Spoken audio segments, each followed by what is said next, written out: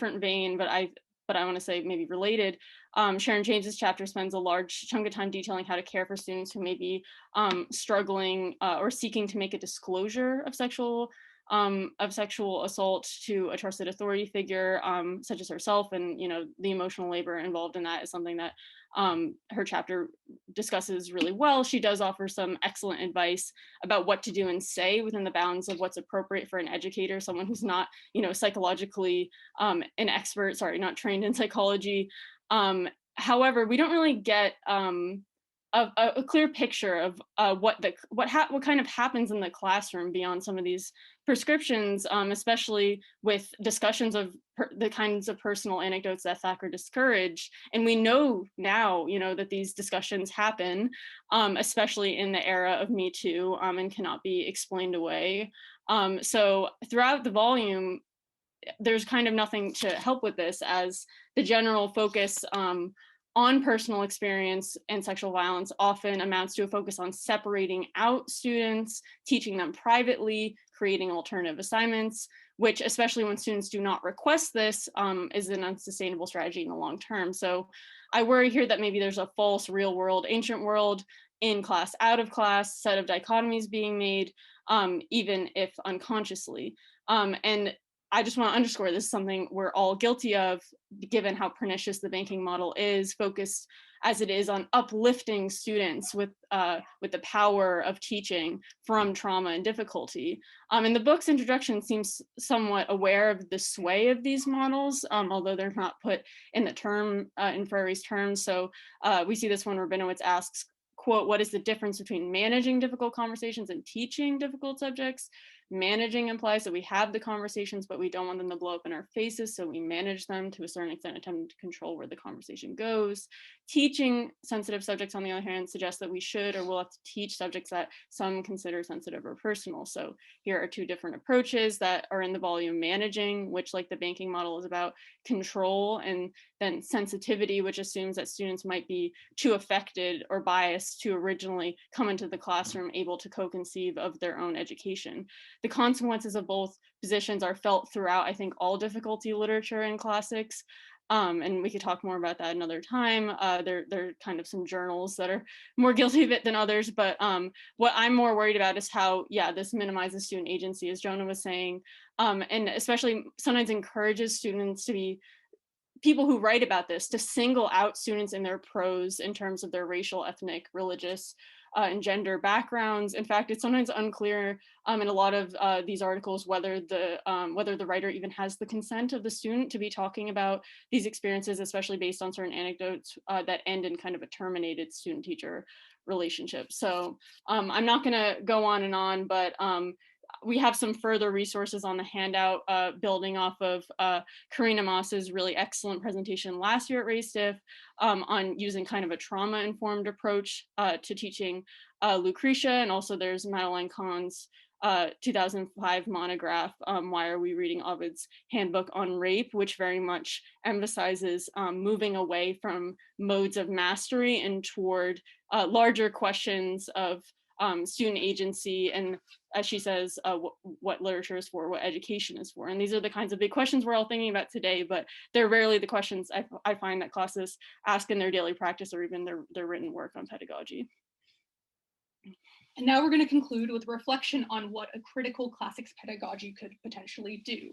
And I'm wary that we're running up on time a little bit, so I'm going to try to make sure I fit this in. But though it was born out of critical theory, critical pedagogy does not fit cleanly into a single lineage, or more importantly, imply a single methodology.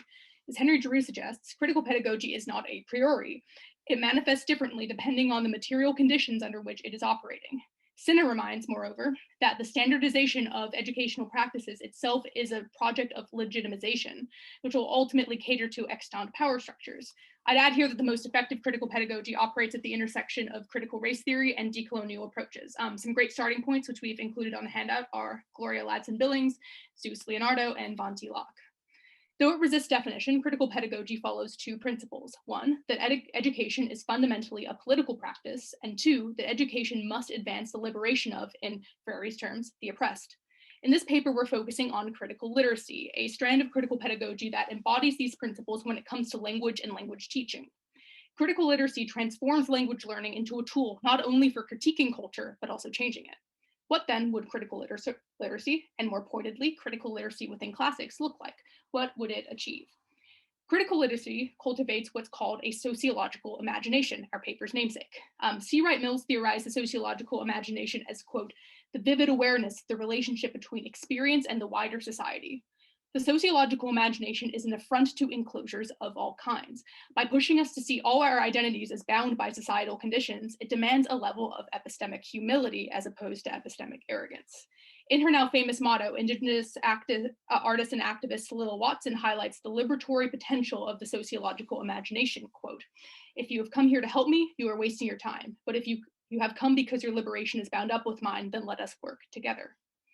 As Watson suggests, the sociological imagination demands work. Sociologist Stephen Fole comments that, quote, students quickly learn the acquisition of a sociological imagination comes as both a blessing and a curse. As a blessing, this analytic and ethical sensibility often begins with an extended process of unlearning. This involves a radical questioning of previously assumed privileges, intellectual assumptions, moral judgments, and emotional comfort zones. And we're really reading curse here as hauntological. The sociological imagination awakens us to injustice, which should haunt us, which should rouse us to action. In that the sociological imagination is deeply linked to Freire's solution to making models of education, his notion of conscientization, and we couldn't risk demonstrating for you the original Portuguese pronunciation of that. So.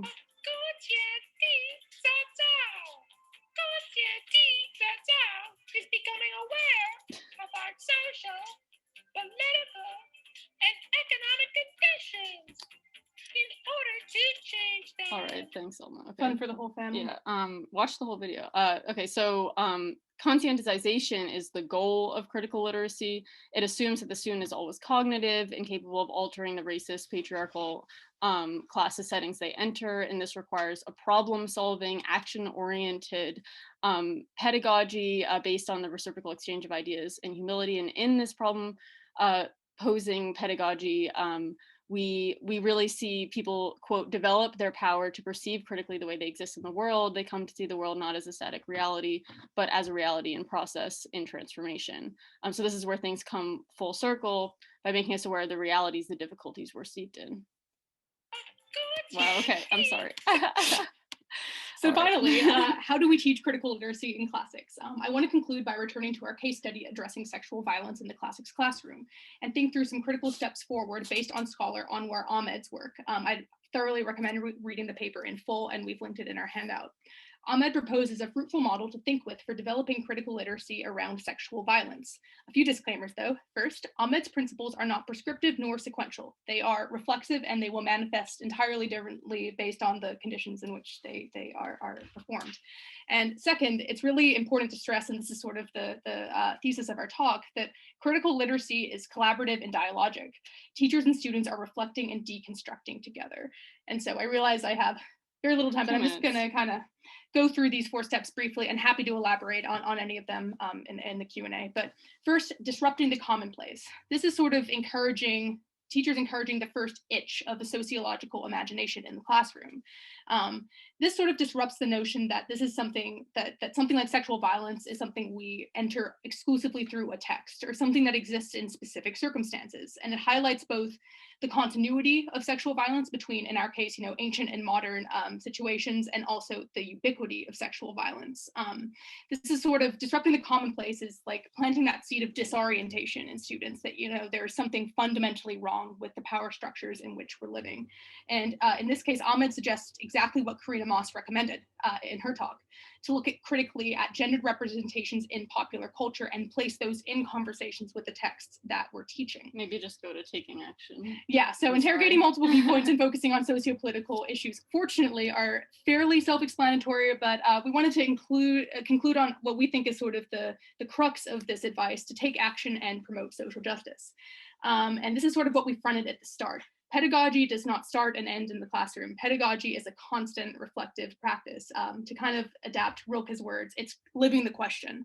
And that is what we're hoping to kind of be our main takeaway of the talk, that critical pedagogy is something that we can implement in our lives in all of our practices.